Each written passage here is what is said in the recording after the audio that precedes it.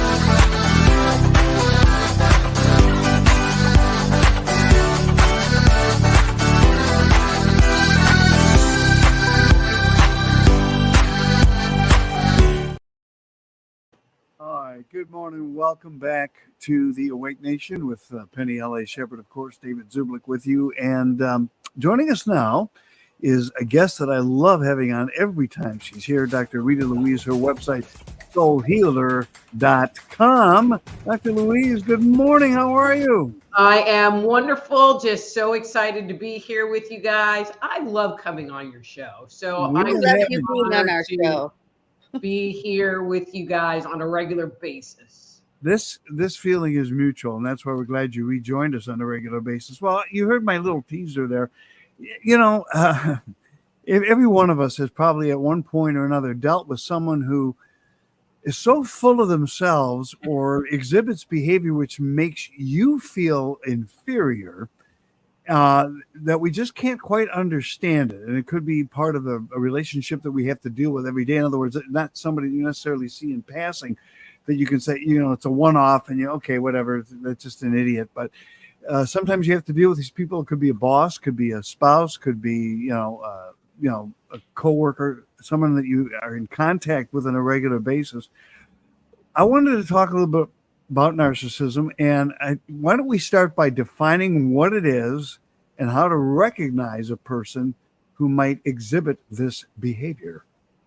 So a narcissist is someone who is self-serving. You know, the world rotates around them. They are the most important thing. And if you disagree with them on any level, they will let you know pretty wholeheartedly that you're wrong, because in their mind, they're better than you, bigger than you, smarter than you, can run faster, jump higher, and you can't. And they'll let you know that you can't, you know, which takes your energy and just drops it down, which makes you be more compliant. You know, as human beings, we don't want to have our feelings be hurt.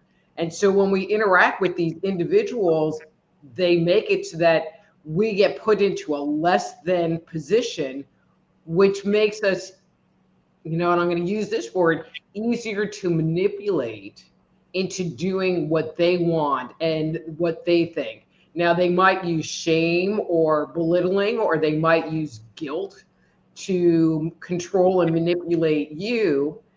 But, you know, it really is all about them.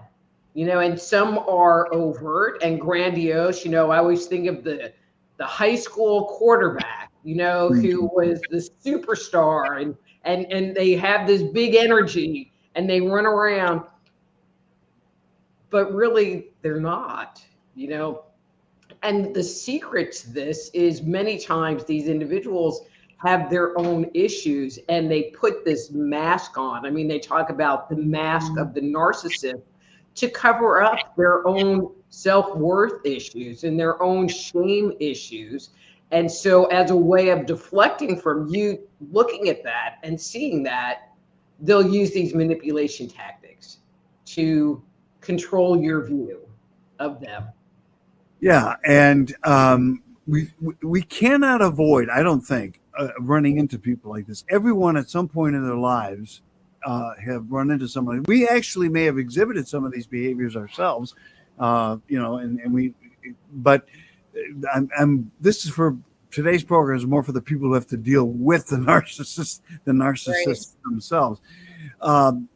Now, what are some of the behavior? Like, for example, some of the things a narcissist might say to you in a relationship, like it's your fault that I can't achieve this or something along that. What are some of the, what are the signs of a narcissist?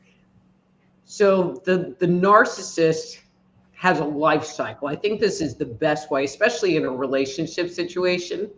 And I have to say, so when I was brought here, I'm going to like do a visual. When I was working on this book, The Dysfunctional Dance of the Empath and Narcissist, you know, I'm doing my research and, you know, I read an article and then they would have some word and I'd look that word up and I'd be pointing at the computer going, there's even a word for it.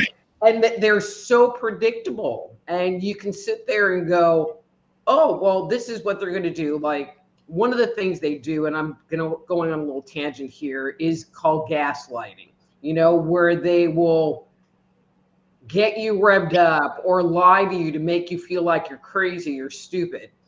And, okay, so there was a whole point to this, which just totally left my mind. Okay, so I'm sure it'll come back. I'll circle back to it.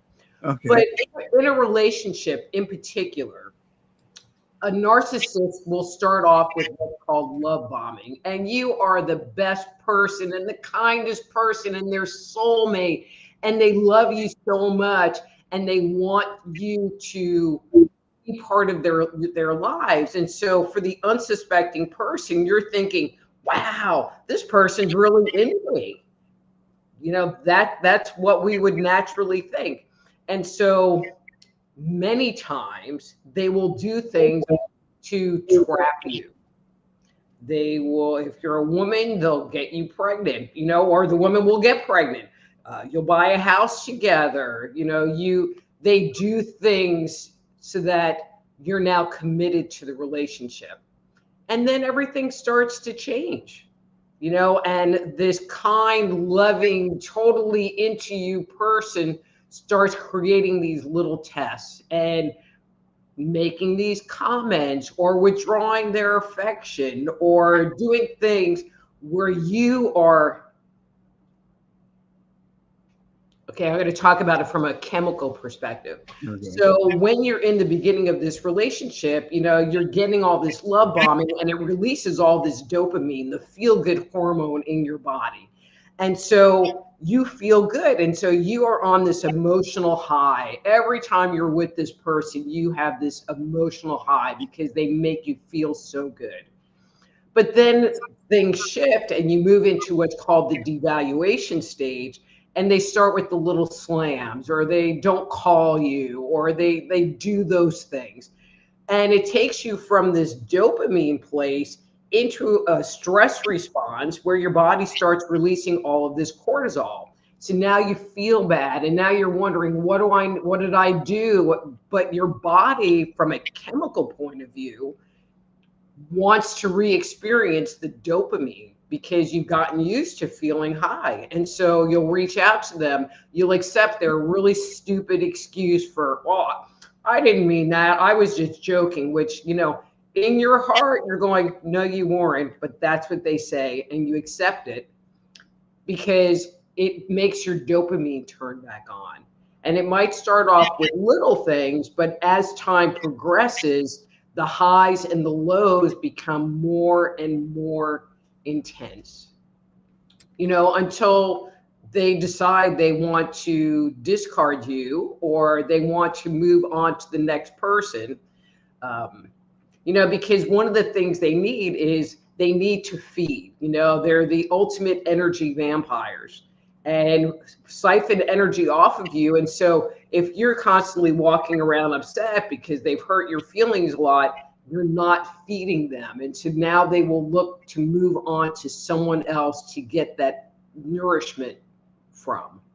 That's what I was gonna say. It appears to me that the narcissist is a person who is never full of what they're looking for. And what happens is, once they've achieved getting you into their life by bombing you with all this praise, then they kind of put you on the shelf like a trophy from a previous championship or Super Bowl or whatever you want to call it.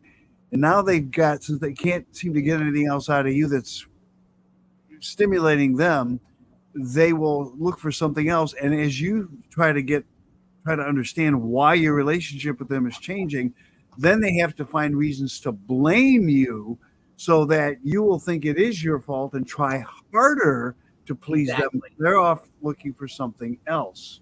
Exactly. And if they can't find somebody else or somebody new to fill that void, then they'll move into something very similar to love bombing, which is called hoovering. And they'll come back sniffing around and be like, oh, I didn't mean it, and I really love you, and can we start again, and blah, blah, blah, blah, blah, blah, blah. To get you to turn that affection back on, to open it back up to giving them energy. Yeah, I remember, Dr. Rita, when I had divorced my first husband, and he came back and asked me to marry him again, and I said, didn't I just divorce you? I'm pretty sure it was you. It was you. It was you I just divorced. No. Thank you, though. Thank you for asking. I have a mouthful of liquid. Thank you for asking. And then also, I remember talking to my former agent, John, and I said, I hadn't talked to him in a really long time. Within a short period of time, I was completely stressed. And I remember saying to him on the phone, I have a stress ball, John. And every time I talk to you, I have to play with this stress ball because you're stressing me out. Mm-hmm. And we talked about this last week about my new book, Dang, It Was Me All Along. And that book really helps people that have been in ongoing, that was my history, narcissist after narcissist after narcissist, because I didn't know any better. Right. And how to break that cycle and how to love and honor yourself enough to walk away from that person. How difficult the book that we're talking about right now, gosh, I'm looking for the title page. Dang it. I'm like enmeshing it, is The Empath and Narcissist. It keeps clicking off of the thing, so I'm just going to have to screenshot it. The Empath and the Narcissist. Can you hold your book up and tell us the title? The Dysfunctional Dance of the Empath and Narcissist. Thank you. Because it really is. One of the things about narcissists is that they will always look for vulnerable people that are lonely, people that have wounding, and especially empaths, because they can feel your energy. And so if they feel you being distant, they're more apt to respond to the feelings they're having. But one of the things that it took me a long time to figure out was that if you are a healed empath, a healed sensitive, if you're a healed individual and can use boundaries and have self-worth, then the narcissist can come into your life and you can be like, yeah, maybe not so much, you got to go, or I'm going to back my energy out from this relationship. Where it becomes more challenging is if it's family members. You can dump the guy or the girl, and And work, you can minimize exposure, but if it's Right. your mom or a brother And you or divorce your sister, family, you can't. Although you can just say thank you, but I don't want to have a relationship. east of the Mississippi. That's my rule. They have to be east of the Mississippi. Now, here's an interesting question: Is if the narcissist runs into a person who has a relatively good self-image and a powerful self-esteem, not to where they're egotistical or narcissistic, but just a good handle on themselves, the kind of person that's not going to take no shit. You know what I'm Right. saying? Mhm. Do they back off of that person to say this isn't going to work here? I'm not going to be able. They have to find someone who's vulnerable to begin with, maybe is not quite self-confident enough or something, so that they can bombard them with these compliments, lift them up, and then pull them down. But they also like people that are powerful, Do Yeah. they? have Yeah, big they like energy, a challenge. and are strong, and I think they're just willing to take the chance and Interesting. see what happens Because because it's more energy, Dr. Rita. It's more energy. They're yeah. you know, they suck the energy out. They're energy vampires. Hmm. And you might start off with really good self-esteem and not really take crap, but they might wear you down Right. in ways that you find that that it's challenging for you to break the cycle, even if you're a no crap kind of person. How close is the psychopath to the narcissist? Because we hear in the DSM, well, this individual has narcissistic tendencies, Hmm. and you find that the two aligned greatly. What's your So, take on that? so they're both part of, and I think it's class B psychiatric disorders. I don't know. So the narcissist, the psychopath, someone that is histrionic, and there's another one that starts with a B that I'm not thinking of right at this moment. All fall into this same cluster and have very similar characteristics. Now, the difference between a narcissist and a psychopath, and this is just my observation, is that the narcissist doesn't necessarily do things with intention. It's just kind of, this is how they are, Right. and this is how they deal with life and view the world.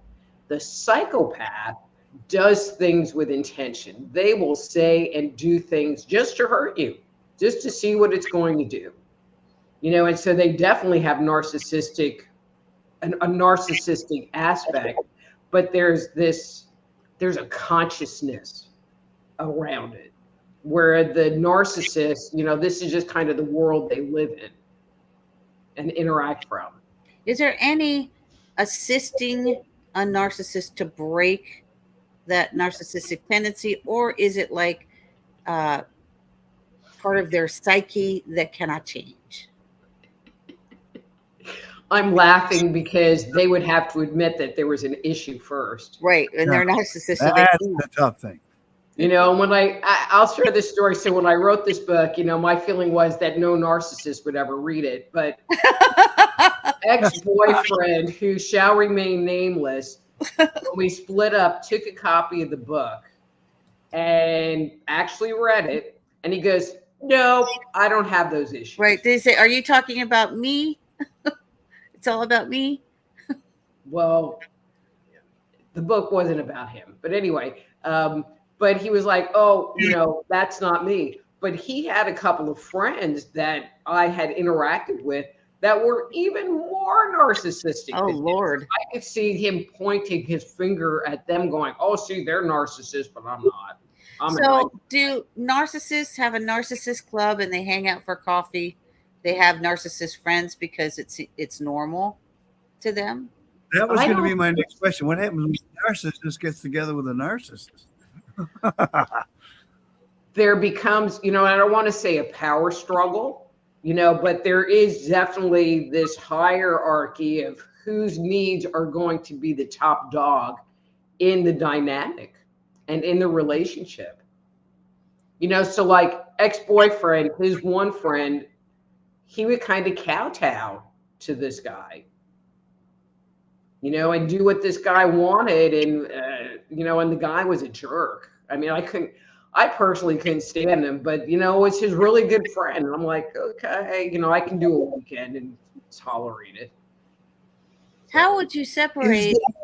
How would you separate the tag of the alpha male, Mm. right? Because women are attracted to alpha male, um, to the narcissist proposition. I know one is not the other, but That's a you good know, question. it's a weird thing because women traditionally are attracted to alpha males. They believe that they'll be protective, and there are, it is a symbiotic relationship for feminine and masculine. So, how would a woman that's attracted to the alpha male distinguish between the alpha maleism and narcissism? I mean, I think that might be a bit challenging. Um, and I think bottom line, it really, it kind of becomes a bit of a waiting game to see Right. what happens and be observant of what's going on, especially if you're the kind of person that finds yourself getting into toxic relationships Yes. frequently, and so there are things that they can do, like not get sexually involved early on, and keeping your life, and having them be a part of it, but not jump in. So uh, that was it. So my neighbor, great guy, older gentleman, his wife died. This woman down the street, um, and him hooked up, which was really strange. And um, really strange. And so the one that I couldn't think of with the B was borderline personality. So she Yes. has borderline personality. And within 6 months, they were going to Las Vegas to get married. Wow. Wow. Well, but we would have him trapped now. And they, thank God, did not get married. And then the shit kind of hit the fan, and she was like having meltdowns in the driveway, and Oh Lord. got called, and just Yeah, that's bad. My advice to I remember my brother David got hooked up with his. He was in an apartment building, and he hooked up with his next door neighbor, and I was like, "Don't do it." Now you're gonna have to move because if it doesn't work out, that's your next door neighbor. mhm. One of the other things, and this is kind of a subtle one, although it is not, everyone doesn't have this characteristic, but one of the other patterns that I see is either they have really good jobs and they're competent at it, but that's part of their esteem, Yes. or they live with their mother, they live in a trailer, they can't hold down a job, and they're basically useless. Sounds like my wife's ex-husband. I said it sounds like my wife's ex-husband. And we've been married 31 years, so I mean this is a long time ago, but he still has issues. So that's all right. Yeah, if you're living in a basement with your mom, please don't ever call me. No, but he does live in a trailer. Or a trailer, Yeah. don't call. Mhm. So, I mean, it's just interesting. And again, they just often don't see that there's anything wrong with them. And so getting them to acknowledge it, to fix it, or do anything about it, it's like talking to a wall. Yeah, so it's not so the propensity for change for a narcissistic personality is fraught with pitfalls, and the likelihood is that it will not happen. And it's because, they were this way, I want to say since birth, since very early on. I mean, one of the things that narcissists have in common is that they have the core belief of entitlement. And so an entitlement says that I can have whatever I want. And so you think of the screaming child at the checkout lane that wants the bag of M&Ms, and mom says no. and the kid has a hissy fit. And so instead of letting the kid have the hissy fit, the mom gets the bag of M&Ms to shut him or her up. Right.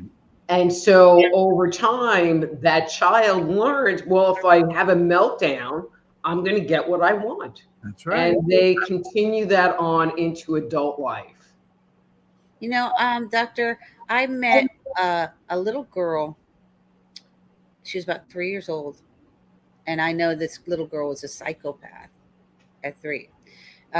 She sat down next to this beautiful little girl and told her, "I want your chair." And I said, "No, that's her chair, and you're not getting her chair. You have your own chair. That's her chair." Then I watched her, and they're not like us, okay? Mm-mm. She looked into the mirror. She looked at the other little children. She watched them. She didn't feel emotions. She watched them laugh, and she looked back in the mirror, and she took her hands and she made the smile. And I was horrified because she didn't understand the emotion behind the smile. And she had this entitlement at 3 that she deserved that chair, and that little girl did not. So that's when I watched her. That's scary. And I said, this little girl is a psychopath. And then I started studying psychopathy or psychopathy.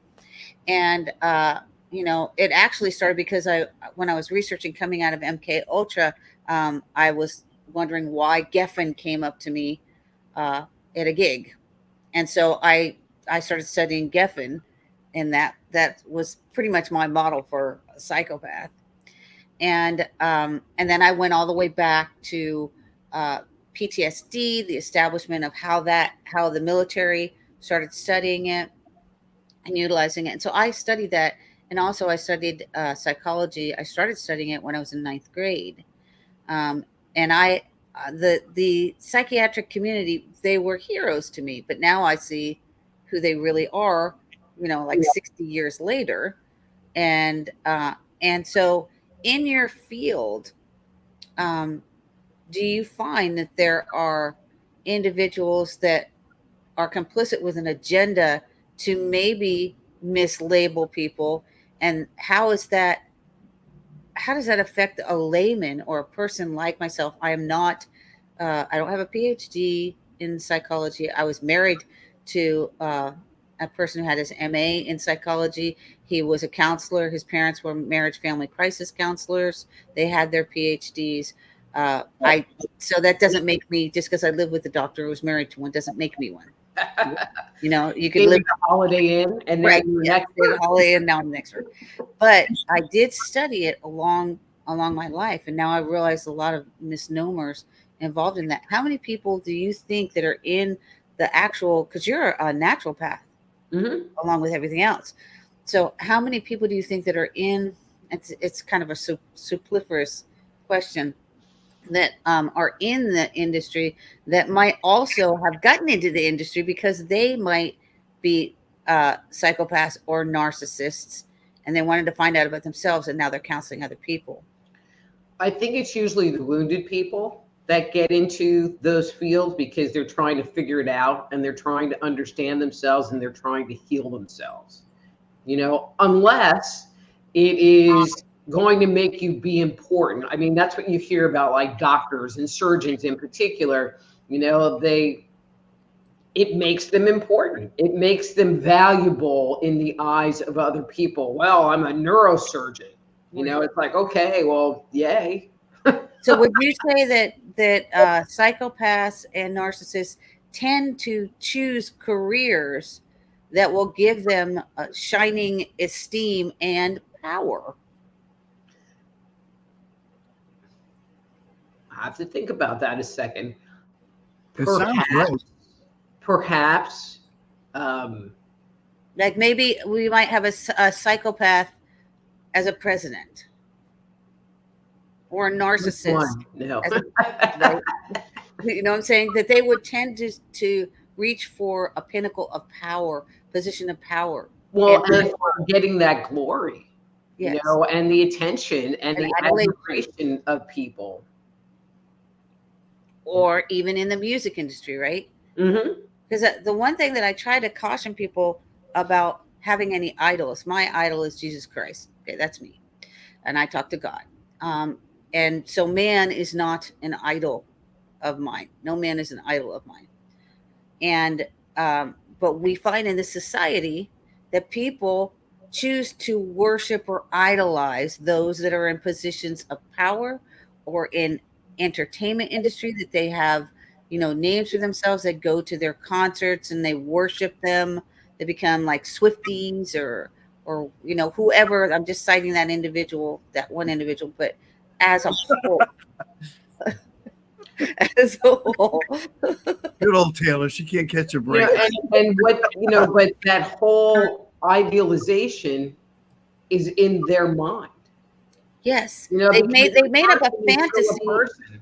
They made up a fantasy about someone that they're seeing in social media, but they really have no idea who that person is. I mean, I'm just going to use myself. People sit there and see, you know, like the books I've written or the courses or, you know, being on a show with you and all of this stuff. And they're like, wow, she's really got it together. You know, and there's a lot of things that I'm very good and competent at. But then there's other things where it's like, maybe not so much. I'm just a human being, you know, Yeah. and obviously based on the last couple of books I've written, obviously not in my relationship space because I sucked at it. Right. Yeah, but was it you that sucked at it, or were you, or was it is it with the other person in the relationship? Maybe you were doing everything right. I allowed it to happen. I had to own the fact that I allowed it to happen and I stayed long after the expiration date. Yes. I allowed that. I know And Susie, my best friend. You met Susie. I think she's married 4 or 5 times, but she said, well, 2 of them didn't count because she turned them in before the expiration date. One was like 30 days. She goes, that doesn't count because, you know, it was 30 days. And I was like, nope, I'm returning this one. Still under warranty. Right. I still have the receipt and I'm returning it. I'm canceling it. So I've been married 4 times, and I say one doesn't count because one of them died. So of course it's the best one that friggin' died. All right. Well, wait a minute. It depends how they die. It does. Yeah. Yeah. All right, I didn't do it. Okay. We're just asking, you know, because my last husband died, but seriously, I did like a little dance, do a little dance, because he was just so bad. Well, this was my last husband, and it's kind of like, oh, I finally find a good one, and you're freaking dying on me. I'm so Oh, sorry. I was number 6 for him. Holy moly. You know, and I'm feeling bad. I'm like, yeah, I've been married 3 times. And it was like, I've been married 5 times before. So anyway, his comment was, so we're married a month. And, you know, because we dated for like 3 years and we're married a month. And he just was looking at me. And I'm like, what? And he goes, well, I'm waiting. And I'm like, waiting for what? And he goes, I'm waiting for you to change. And I'm like, change into what? You know, and I'm like, "Smell my pitch." You know, it's like, what are you talking about? And he goes, well, that's how it's always been. You know, everything's great until I say I do, and then it all changes. And I'm like, you know, I'm kind of like a one size fits all. This is all I got. I might have bad hair. I might not put on makeup. I might walk around in my pajamas more than you're normally seeing me. But you're not one of those people that's in Walmart with your pajamas on, is you? Oh God, no. Okay, just asking. No. You know, and I just she has cannot more forget that line. It was like, Dr. Rita, why are you wearing your PJs? Okay. Now, here's another wrench I want to throw into this whole thing. Is there a difference in how a relationship plays out with one member of the relationship being a narcissist, if the two in the relationship are both of the same sex? In other words, is there a more let's say, for example, that you have a male and his boss is also male and the boss is a narcissist. is this guy who's dealing with the narcissist going to have a more difficult time than if his boss was a narcissist but was a female, or is it going to be worse? Is there? No, I see where you're going. I think with two guys in particular, there's a certain level of testosterone factor that can get thrown into the middle of it, that can escalate things. And if it's two women together, I feel like, the employees' feelings are going to get hurt more, so they might be in the bathroom crying or complaining to all of their friends and whining.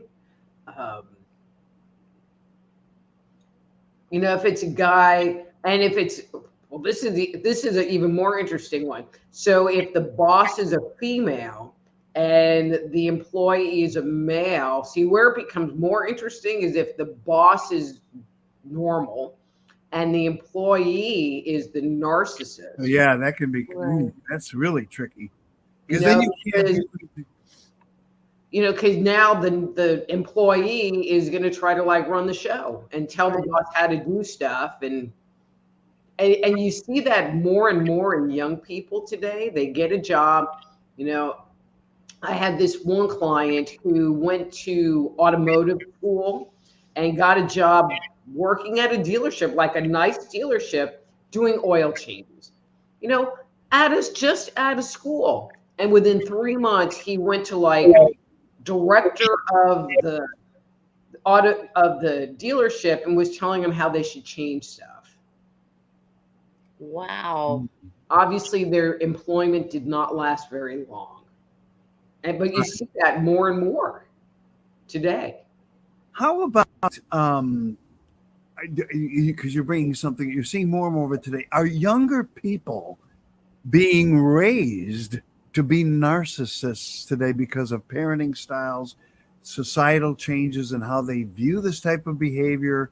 It seems to like almost placate it. Are we seeing more narcissists in society today than ever before? Spare the whip and spoil the child. Yeah. And it's sad. And I've had parents contact me to do sessions with their adult, young adult children that are all depressed, and they can't do anything, and when you do intuitive work, it's like they can sit there and say all they want, but then there's what's actually going on inside of them. And it's like, they just don't want to work.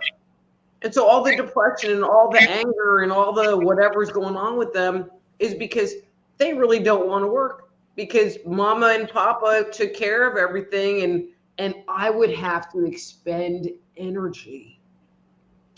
I had watched this video, I don't know, on Facebook, maybe YouTube, about like some, and I'm going to say some very woke work environments, and there's the meditation room, and they work for like 2 hours, and work for an hour and then go and have like a long lunch, and then they go in the meditation room because they have to chill because they're so stressed out. And it's like, and there's companies that have a culture of allowing you to have these break rooms, these nap rooms, these I don't know, all kinds of stuff. We never used to have any of that. When we had a 15-minute break and get your ass back to work, Lunchroom, what's that? There's a food truck over there that you can get something to eat. Oh, and there's a microwave. That's it.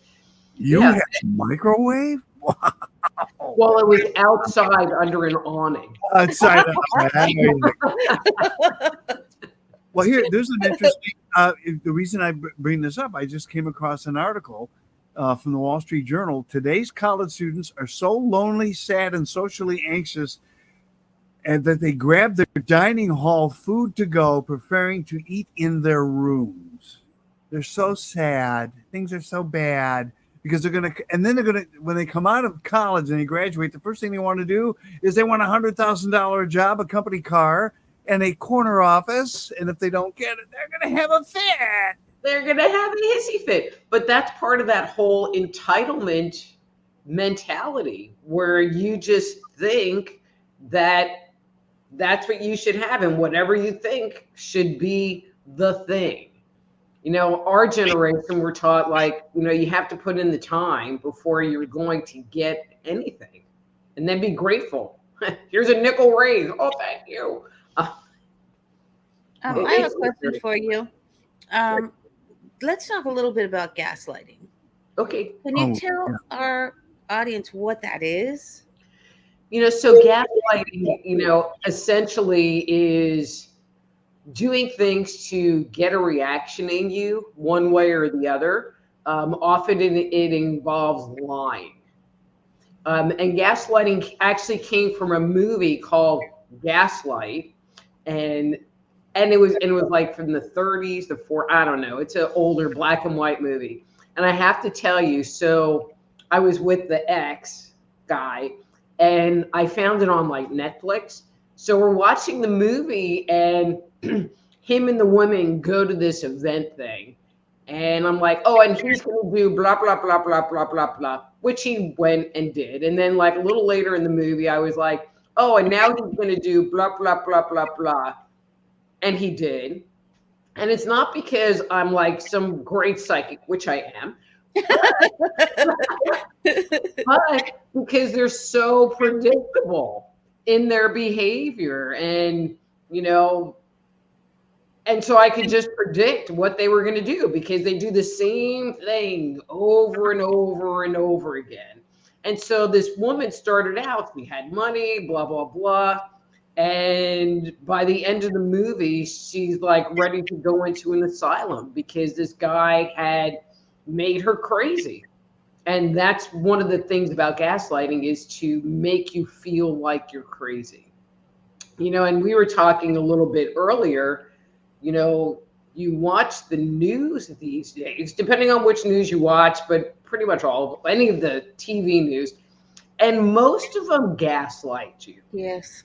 Oh, yeah. And you just sit there and look at it and go, that's not in my reality at all.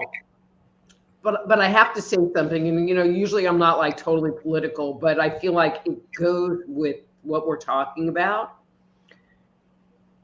With the riots that have happened, they've been talking about, oh, well, they're outside actors, somebody's been paying for it, blah, blah, blah, where the Summer of Love, it was like, oh, it's a mostly peaceful protest, with a building on fire in the background. Right. And January 6th, and, all of these things that have gone on. And now it's like the lies are coming.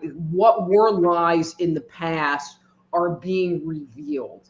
For them to say that there are outside actors there, that there's funding coming from somewhere that is supporting these activities, is like, I almost passed out. To be honest with you, I'm listening to them talking about that going, oh my God, because normally they would just make up some lie about it or cover, just not. I think they have video coverage, so it's hard to, it's now, because that video coverage is coming out. We have Dave Summerall is a documentarian, and he literally had video, which actually that video ended up on Tucker Carlson. And that was one of many reasons why he was let go, because he was then showing the actual video. So he had Dave Summerall on his show, and that was one of many reasons. Rupert Murdoch also made a deal with Dominion, and part of that deal was that Tucker would have to go. Mm-hmm. But I just, some of this is just a giant house of cards that we're living in right now. And sometimes it's just the first card that has to fall. Right. Now, my hope is that people can use, just a tiny smidge of critical thinking and say, well, if there are outside actors playing here, then perhaps there were outside actors and financing and paid people in some of these other things, with my hope for the January 6th people, because a lot of that is just so not right. Yes. But then there was another one that I heard this week, and I'm not sure if it was a news thing from this week, or I just saw it, that AstraZeneca finally admitted that their vaccine has caused blood clots. Not many. Right. Right. You know, or, you know, heart failure. Well, they didn't admit that. They did admit the blood clots, which I thought was a huge step forward. But all of the stuff they were doing up until that point in time was gaslighting. And so, you know, there are people that sit there and go, well, I don't believe what you're saying. But then, you know, it's kind of crazy making if you have everybody sitting there saying, oh, well, this is how it is. And you're like, well, it's not resonating with me. Yeah, it was millions and millions of lives that have been damaged by this particular, I call it a psychological operation. And millions have been affected because their health is going to be affected in the future. You're also a naturopath. Would you, how would you, and you're an intuitive, how do you help individuals that maybe have been damaged by some of modern medicine? You know, so sometimes you can do things to support the body and bring it back into health, you know, but sometimes it's like, you know, you bit the poison pill and you just have to deal with the consequences of that choice, you know, and it really depends on, you know, what it is and what Which is really sad, Dr. Rita, because so many there were women and men that were coming on, and women that were saying, I don't want to do this, but I'm going to lose my job. I have children. And they felt compelled to do something that was contrary to their health. And they didn't feel that they had a choice. It was either be homeless or feed my children. I had a friend who drove truck and was required to get the jab, and there wasn't really another trucking company in his area for him to like go to, and very, very reluctantly got the jab. Oh, wow. Because he had no choice. If he wanted to keep his job, within 6 months he was dead. Yeah. And he was in the hospital for a while, and I can only imagine what was in his mind, because I know that he knew that it was the jab that did it. And that to me is like, oh my God, can you imagine like being, you know, red pilled and Did his family taken any legal action against, or did he have a family? And if so, did they? Not really. No, not and that's also, litigation is very expensive. It's not cheap. You have to retain lawyers. And when you're talking about someone that just lost a loved one. You're right. But you know what's going to happen? You're absolutely right, except for the fact that so many people now have had negative reactions to this, that there's going to come a time where they're going to take it on a contingency basis. You're going to see ads. If you were damaged by the COVID vaccine, and that won't cost you anything, you'll get a settlement. The lawyers will get a third to a half of it, but you'll get something. It's going to come. It's just for the forward. What we're going to be seeing in the future is not pretty, from the results of all of the millions of people that have been forced, some compliantly because they were lied to. And can you speak a little bit about the MSN gaslighting the public and the dangers of believing everything that you hear? Sure. When Obama, I'm going to go with it this way. So when Obama was president, there was a law that was on the books that said that the media cannot spew propaganda at you. And I don't remember the name of the law, but Smith-Mundt Act. The Smith-Mundt Act. And that law was repealed. And I feel like ever since then, it gave the media license to just tell you whatever they wanted to, and do the party line of whoever's was paying the most. And you know, we were brought up where we trust the media, or they are telling the truth. But now, and so, that's in your mind, like, well, but they're supposed to be telling me the truth. Right. Well, I think if you go back and look up old YouTube videos of old newscasts from the major three networks, they were always doing this. Now, they weren't doing it to the extent that MSNBC is doing it necessarily, or CNN, or as Communist News Network. blatant opinionizing, but even the dissemination of what was considered hard news by people that that were trusted, such as Walter Cronkite. If you go back, you'll find that there was a certain, if you follow the words and his tone of voice when speaking and inflection, you could detect a certain bias. But people were so stupid back then because they didn't know they were being gaslit and brainwashed, that it wasn't until it became so blatant after, I would say, the mid 1980s, when people on the other side, such as Rush Limbaugh,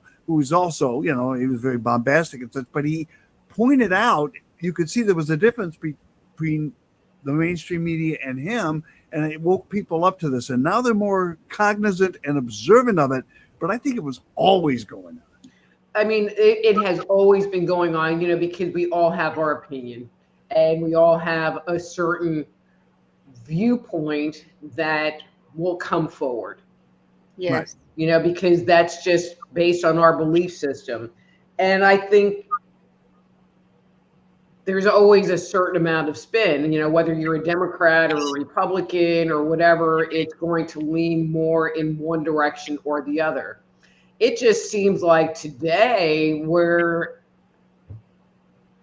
I don't know how people, so every so often I'll put like MSNBC on and watch it and try not to yell at my TV set, which I can do, just to watch the crazy.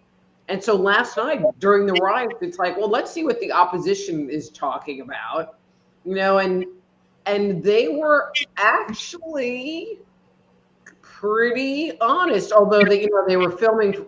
Okay, on MSNBC, they were filming from like 3 blocks away on a street where there was nothing going on, and then on the other street, the police are like climbing this truck and going in a window, and it's like, okay, so there's crickets on this station, and there's not anything going on. So I don't know. And it depends on who you report it. Like, for example, if you see see a video of Trump walking on water, MSNBC would report it as Trump can't swim. Right. Exactly. Someone sent me this last night. They said that there are encampments at 120 universities.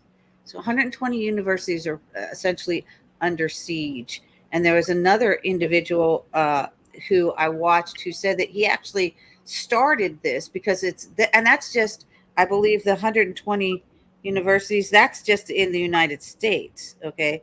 Then there are American University in Cairo, Beirut Arab University, Concordia University, Istanbul Tech University. I mean, this is a global agenda. Okay. And it's strategized. And so it's just very difficult to even address, because I believe that its actual strategy is to create a global religious war amongst people that normally might be people of peace and live in and amongst each other. I think that that's the auspices of one faction that they want, which is chaos, murder, and mayhem. And it's fearful for God-loving people who love one another, regardless of race, creed, religion. I see that this is an engenderment of war, a civil war, and then just global war, which I think we're seeing being ignited even amongst our children. Who, when you see a LGBT individual or transgender individual standing up and supporting Gaza, which if they were in Gaza, they would be executed. Mm-hmm. But the other piece to that, I mean, there definitely is the global war, Middle East, that whole thing, but it's also time. Election is coming up. Yes. So 2020 election, it's like, oh, now we have Black Lives Matter and Antifa, and they did their thing for however. I think they're still doing their thing on these universities. But chaos. Right, but after the election, they went into the woodwork, and now they're back, and they just have a different name. Now we're protesting Hamas and blah blah blah. But that also provokes fear in people, and fear takes us out of our safety zone. Fear interferes with our ability to critically think. And so, like when we were in the midst of COVID, there was so much fear, and people couldn't think. Next time you're on, let's address that, because I know that that anger and chaos is something that a narcissist and a psychopath uses in their toolbox. Exactly. Can you tell people where they can purchase your books, and tell them about your website, and also how they can book sessions with you? Perfect. So you can find everything on my website, my books, information about scheduling a session, whether it be a medical intuition evaluation, an intuitive counseling session, or an energy medicine session, or if you need somebody to talk to help you unwind what's going on in your life, or help you work through some trauma or whatever. I will talk to you about pretty much anything except dead people. That's my rule. Everything except dead people? Dead people. Don't do dead people. Although there are aspects of some of the articles you've written deal with near-death experiences and ghosts and life after death. But ghosts are not like Aunt Sally that you want me to do a reading about. Right. Yeah. I got plenty of material. So you can do that on my website. All of my books are available on Amazon, Barnes and Noble, et cetera, et cetera. But one thing that I do want to make sure is I invite people Thursday night. I do a live stream. It's called Thursday Night Live with Dr. Rita Louise. I love that. Hey, send me a link. Okay. And the easiest place that people can access it is through YouTube on Just Energy Radio. So 3 words, Just Energy Radio. And if you come to the live stream, I do an intro, talk about a topic, like last week was fear. And then I open up the chat room, and you can get a free on-air psychic reading from me. Oh, wow. Just like that. And it's so much fun because you get to hang out with me, and I never know what is going to come out. Well, you know what? You are awesome. And we're so glad to have you back on the show. And it's going to be a long-term thing. So thank you for coming back. And again, soulhealer.com is Dr. Rita's website. Please go there, check out the books. You can order them, and they're really worth it. So Dr. Rita Louise, we'll talk to you again real soon. Thank you. Okay. Thank you. Dr. Rita Louise here on the Awake Nation. And very good. Very good. Oh, God, I love her. We'll pick this up in the next. She's funny. She's great. She's great. Most of our people are good. Actually, all of them are good. So it's just some are more. And Dr. Rita's one of them. They're just more fun. Yes. They're more fun. All right, we're going to take a quick break. When we come back, we're going to have some serious conversation with another fun lady, another doctor and naturopath. Of course, that's Dr. Lana Contos, and her website is inspiredbywellness.com.